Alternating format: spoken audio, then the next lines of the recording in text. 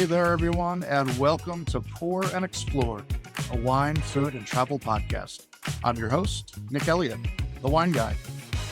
I'd love to be your go-to guide for all things wine, food, and the amazing places they take us. Here on Pour and Explore, we'll sip, savor, and wander through the exciting world of wine, discuss incredible cuisines, and uncover the stories behind unforgettable destinations. Each week, I'll bring you lively conversations with wine experts, chefs, travel pros, and fellow enthusiasts. We'll share practical tips, hilarious tales, and plenty of inspiration to fuel your next adventure. So grab a glass, pull up a chair, and join me as we pour, explore, and celebrate the good life. Let's dive in. Hello, wine lovers and wanderers. Welcome back to another episode of Pour and Explore, the podcast where we sip, snack, and set out on adventures around the world. I'm your host, Nick Elliott, aka the Wine Guy, and today we're talking about something that is near and dear to my heart: how to plan a wine and food road trip that totally doesn't suck. Because let's be honest, we've all been there. You think, let's hit the road, drink some great wine, eat amazing food, and have the best time ever. But then, reality hits. You spend too much time driving, you're starving by midday, you forget to book a hotel, or worse, you end up at some winery that feels more like a gas station with a wine rack, and that is no bueno. But don't worry, I got you. Today I'm going to break down exactly how to plan the perfect wine and food road trip, from picking the right region to mapping out your stops to avoiding the hangry trap and making sure you're actually enjoying yourself without needing the 3-day nap afterwards. All right, how are we going to break this down? We're going to break it down in steps. Number one is to pick your wine region wisely. All right, first things first, where the heck are you going? Now, not all wine regions are road trip friendly. You may have known that, you may not have. Some are super compact and making it easy to hop from places to places, between wine and food and activities, things like that. Very, very convenient. Others, you can spend half your day driving and questioning your life's choices. 100%. So, if you're looking for a wine region that's perfect for road tripping, here are some of my go-to picks.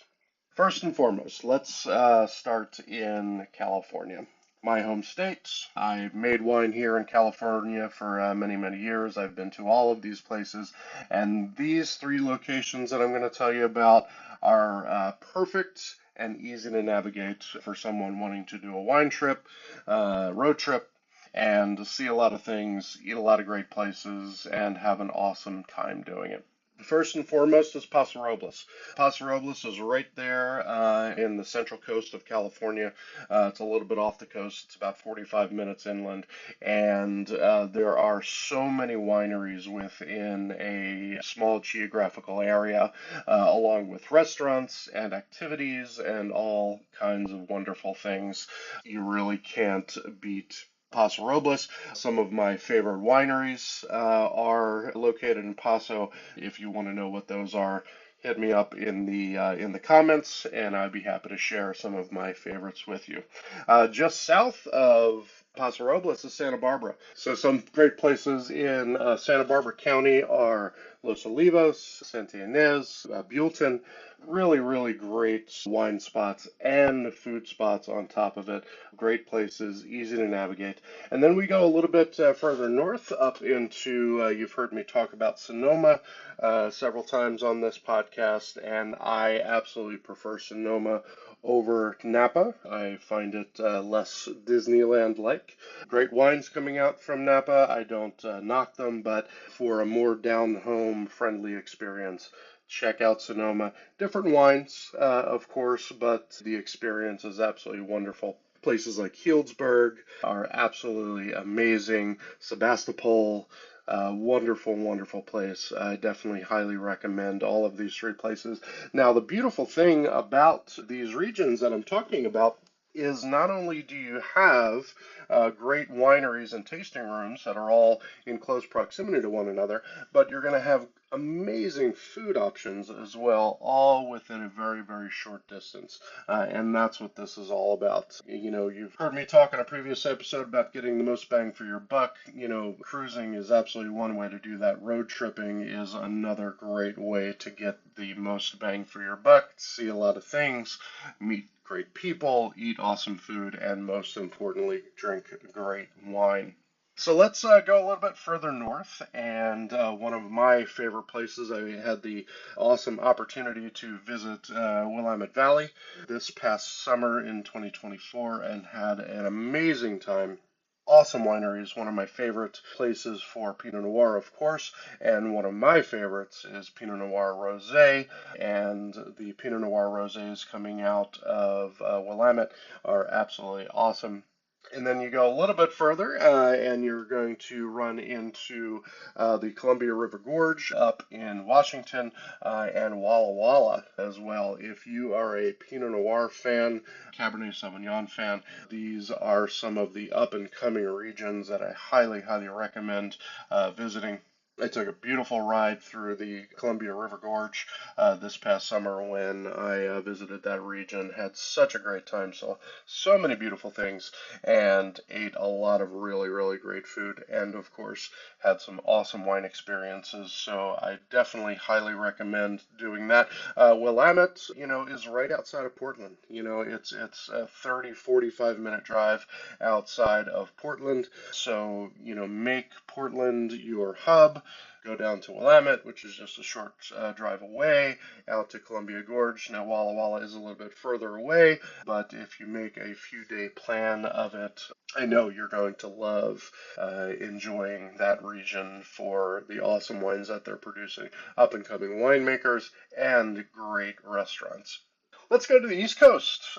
Some gems of the East Coast include the Finger Lakes of New York. That is on my bucket list to get up to the Finger Lakes and enjoy some of the beautiful white wines that they're producing, as well as some of the dessert wines that they produce up there are absolutely fantastic. I want to get boots on the ground.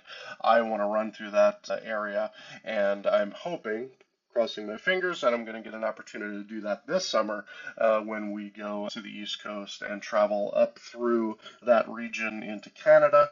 And I definitely would love to be able to stop by the Finger Lakes. So I will come back with some more suggestions, but just from people that I know who have done it, say that Finger Lakes is an amazing spot to visit. Again, compact area with great wineries, great restaurants, and awesome activities to do while you're up there. A little bit further south from there, well, a lot of bit further south, you've got Virginia wine country. Virginia is, don't sleep on Virginia, guys. They are producing some of the state's greatest wines right now. And again, if you want to learn more about that, hit me up in the comments and let me know that you're interested in learning more, and I'll be happy to share some ideas with you on that. Plus in Virginia, you've got, just along that whole 95 corridor, a little more inland as well. You're going to have awesome places to visit while you're on that road trip. Great things to see, the nation's capital, beautiful places in Virginia, North Carolina, et cetera, et cetera. I highly, highly recommend planning a trip around doing wine in Virginia. And then let's go overseas. One of my favorite places, and you've heard me talk about this before, in Europe is Tuscany. Tuscan wines from that region are absolutely fantastic, whether you like it more bold and rich, like a Super Tuscan with a little Cabernet Sauvignon, or beautiful Chiantis made with the Sangiovese grape. You cannot beat the red wines from the Tuscany region. And if you make a road trip out of it, let me tell you, you are going to see some of the most beautiful places in the world. Florence, Pisa, you get a little bit further south to Napoli, and it's again a pretty vast region, but it is pretty compact, and you will be able to see so many things in a short amount of time. Beautiful history, beautiful people, beautiful views, and of course, beautiful wines. Now, when planning a road trip to anywhere outside of the United States, remember that if you're going to be renting a car, a lot of cars in these places are going to be manual. So if you do not know how to drive a manual transmission vehicle, find someone who does, bring someone along with you who does, or it's super easy to learn. Go out and learn how to drive a manual because you do not want to run into the mistake of getting into your rental car and realizing that you cannot drive it. Anyway, let's go over to Spain, the Rioja region of Spain, known traditionally for their Tempranillo, some beautiful white grapes. Really, really fantastic spot. Again, relatively compact, so you'll be able to see a lot of things in a short amount of time. And let's talk about the food. The food in that region is absolutely outstanding. Rustic, traditional recipes, stews and meats and vegetables, and you're going to be absolutely blown away by the food that comes out of the Rioja region of Spain. Now, I've not been, but again, it's on my bucket list, and I've heard people talk about it for years, is going down to Argentina, going way up in the mountains to the Mendoza region. Again, fabulous, fabulous food, amazing wines coming out of that area, concentrating on Malbec, which is a French grape, but they're really doing some super, super fun things with Malbec in Argentina. So if you're feeling fancy, let's get out of the country and go enjoy some awesome stuff outside of your comfort zone. Moral of this story is pick a place where the wineries aren't 45 minutes apart. Pick a place that you can easily drive to or get driven to. We'll talk about more about that in a second. That 10, 15, 20 minutes away, no more time than that. Because if you do, you're going to spend more time behind the wheel or in the passenger seat than you will with a glass in your hand. And trust me, no one is Instagramming that road trip, people. All right, so what are we going to do? We are going to map out your wineries and we're going to map out your food stops.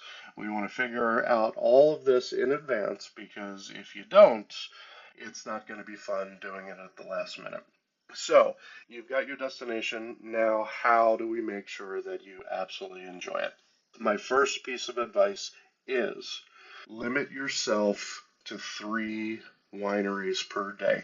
3 wineries per day. Any more than that, and your taste buds will go numb. Now, I taste wine for a living. That's what I do. I've built up my palate, but for someone who is just a casual wine drinker on a road trip, having a great time, if you do more than 3 wineries a day, and each one of those wineries is going to give you 2, 3, 4, 5, 6 tastings, your taste buds will not be happy with you. And the notes that you're writing down are just going to say, tastes like wine. We're going to talk in a minute about taking your trusty notebook with you. I'll talk about mine in a second. I always keep it right here by my side to make notes about wines that I'm trying, new wines that I'm trying especially, of course, pairings and things like that. All right, number 2. Number 2 is try a big name winery. You're going to mix it up. You're going to try a big name winery. You're going to try a small family run winery and maybe something totally offbeat like a biodynamic or natural wine producer. You can find all of these things typically within a small region. So I definitely would recommend varying it up. You're always going to have a great time at some of those big name wineries. They're a big name for a reason. They have a following. They make great wine. It's as simple as that. I have a heart for the small family producer. I come from a line of small family producers, and you definitely want to get in there and pop into a place that is run by a family, run by the kids, run by the parents, run by everyone. And a lot of times when you walk into a tasting room like that, you're actually going to meet someone who is invested in what's going on in that winery in that tasting room, and they're going to be able to share amazing stories with you. So I highly, highly recommend that. And then, if you're interested in trying something new and different, find yourself a biodynamic winery or a natural wine producer. If you want to know more about what those are, again, hit me up in the notes or in the comments rather, and I can definitely tell you a little bit more about that. And I'm sure I'll be doing an episode coming up about those things. And then finally, you are going to plan your food stops in advance. Nothing kills a wine trip faster than a hangry meltdown. You need to make sure that you eat. Make sure you know where you're eating lunch. And the answer is not, we're going to grab a snack later. This is not a strategy.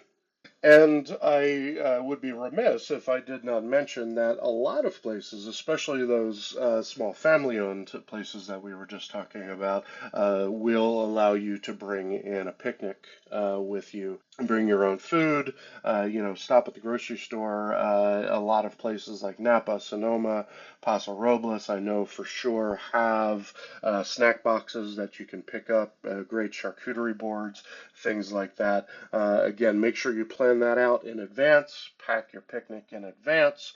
Don't try to wing it when it comes to food on a wine road trip because you will be sorry. Absolutely. All right. So, what are we going to talk about next?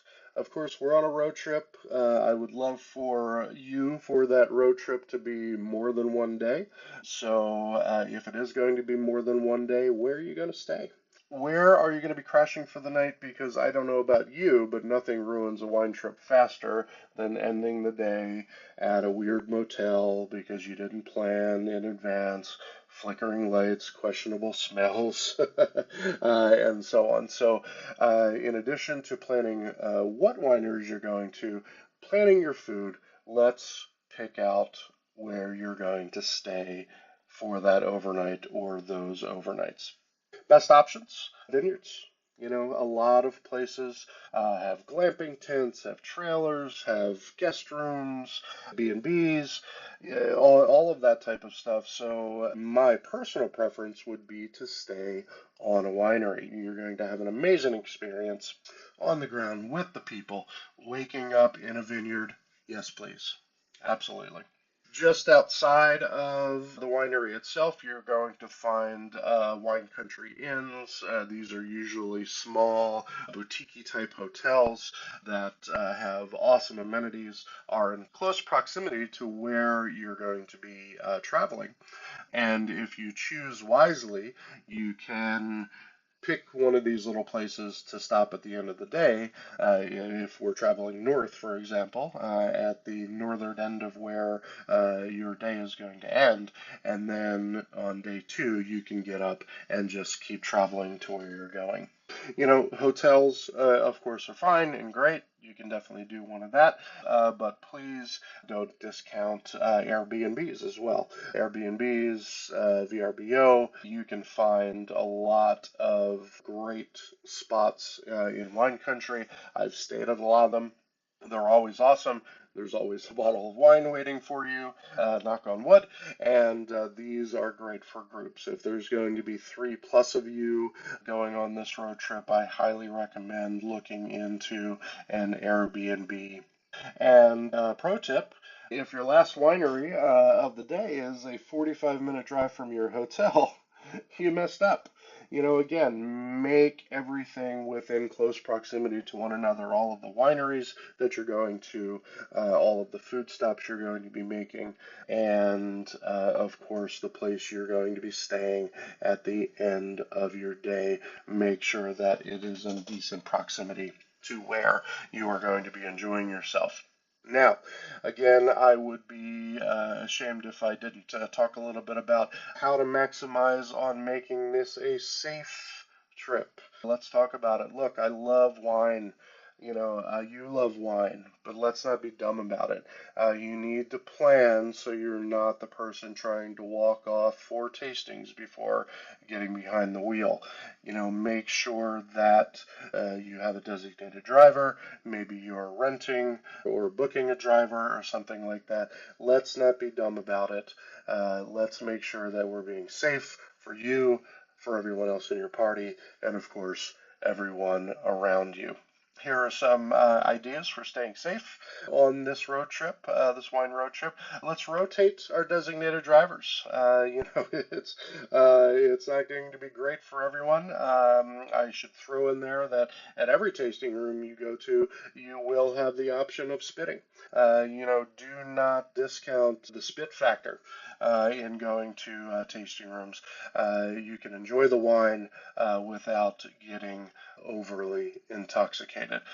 So let's make sure everyone can drive. Let's make sure that there's someone sober behind the wheel before going to your next location. Of course, I mentioned it just a second ago, hire a local driver. Get to where you're going and then hire someone to take you around. Not only is that going to be safer, it's surprisingly affordable to do it, and you're going to get a local guide that's going to show you around a place that you've probably never been before. Ask this person for ideas. Ask the person for activities. If you plan on going to wineries A, B, and C, maybe he can offer you a D instead. So I highly recommend trying that. And of course, we have so many rideshare options nowadays. Get yourself an Uber, get yourself a Lyft. But of course, before you plan on that, make sure that the region you're going to actually has these things available for you. So, with all of that being said, have a plan because nothing says vacation buzzkill like a DUI, people. Just don't do it. Alrighty. So we're going to talk a little bit about how to pack for a trip like this. And when you're on a road trip, of course, you're going to have just a small amount of room depending on the amount of people you're bringing along with you, the amount of cargo space you have in the vehicle. So let's talk about the final prep, and that is what should you pack. I think the most important thing to pack on a wine road trip is an easy, comfortable, and safe way to get all of the wine back home with you that you're going to buy on your trip. They have individual wine bags. They have wine bags that you can put 3, 4, 5, 6, 12 bottles of wine into these safe wine bags. They are padded, they're safe. And a lot of places will actually allow you to travel with them to get on planes. I know Alaska Airlines, for example, will allow you to bring on a certain amount of wine onto the plane to places like Santa Rosa, Napa Valley, etc., etc. So definitely want to look into that. We've talked about food. Of course, you're going to have awesome, great food experiences, breakfast, lunch, and dinner on the road, but you're going to get hungry, so make sure you're packing some snacks. Pack some fruit, pack some protein bars, things that are going to satiate you but not fill you up. Highly, highly recommended. Chargers for your devices, duh. And you know what? I actually went on Spotify and I created a Spotify road trip playlist. So if you would like to get your hands on that, I'll talk more about that at the bottom of the show. And then, of course, do not leave your house without your notebook or some place where you can write notes. This is where I keep my notes currently. I do a lot of them, but this is where I keep my notes. Go find yourself an app, get yourself a journal, something along those lines to take notes, to remember your experience. Because if you are not the designated driver and you're on your third winery of the day, I can almost guarantee that you're not going to remember what you had a couple of hours ago. Some great apps that I recommend, Vivino, Delectable, are 2 great apps where you can take notes, but I'm old school and I love to write my notes down with my favorite pens. Last thing to pack is always going to be a great attitude, because no matter how much you plan, things will go off track. I come from the hospitality industry. I was in the wedding business for many, many years, and every time I talked to a client about planning an event, I will always tell them, and it's true for this wine trip as well, is things will go off track. Things are not going to be perfect. So get over it. You might run into a winery that's closed for the day because of whatever. Reservations at your favorite restaurant might get messed up. So just roll with it. Roll with it, people. Worst case, you drink more wine and have a good time. All right. We're going to wrap things up right now and talk a little bit about that playlist that I was telling you about. I would love for you to hit me up in the comments, like, subscribe, and comment road trip. I have prepared a free wine road trip checklist for you. So if you want to get your hands on that, please like and subscribe and comment road trip either in YouTube or on social media where you might see this. And if you have a wine road trip story, I want to hear it, everybody. I want to hear it. Catch me on social media, Instagram, LinkedIn, TikTok. Find me on all of those places. I want to hear your story. And don't forget to drop me a review. And I mentioned that Spotify playlist. You're going to find the link to that down here in the show notes. Don't forget to subscribe. Don't forget to like, and make sure you share this podcast with all of your friends. All right, my fellow wine adventurers, that's going to wrap up today's episode. Whether you are road tripping through Napa, Tuscany, or somewhere totally unexpected, remember, plan smart, drink responsibly, and most importantly, have fun. Make sure you subscribe, and until next time, keep wondering and wondering. Take care, everybody. Thank you so much for tuning into this episode of Pour and Explore. I'd love to hear your thoughts, your stories, and your questions, so you can drop me a line at cheers@thewineguy.vin. That's cheers@thewineguy.vin. Or let's connect on TikTok, Instagram, or Facebook. Grab those links on my website at thewineguy.vin. Until next time, let's keep wondering and wandering. Cheers, everyone.